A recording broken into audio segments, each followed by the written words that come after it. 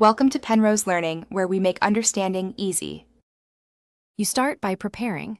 Update iOS, open Cash App, and make sure you have an active Cash Card. You need the physical or virtual Cash Card enabled. This is the only card Cash App lets you add to Apple Wallet. Once done, verify your identity if prompted and confirm a linked bank or debit funding source so Apple Wallet can authorize transactions. This step prevents declines and speeds verification.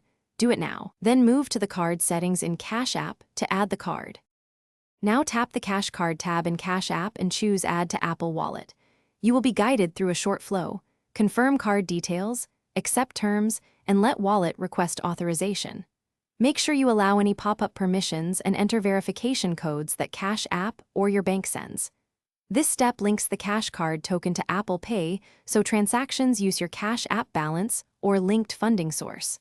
Once Wallet shows the card, you're nearly done. Verify it shows. Finish by opening Apple Wallet, confirming the Cash Card appears and setting it as your default if you want. Test with a small purchase or a tap-to-pay at a merchant. The payment should draw from your cash balance or funding source. If a transaction fails, make sure the Cash Card is active in Cash App, your iPhone has network access, and Wallet shows the token.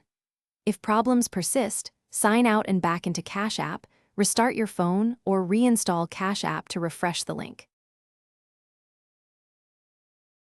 Thanks for watching. If this was helpful, leave a like and consider subscribing. See you next time.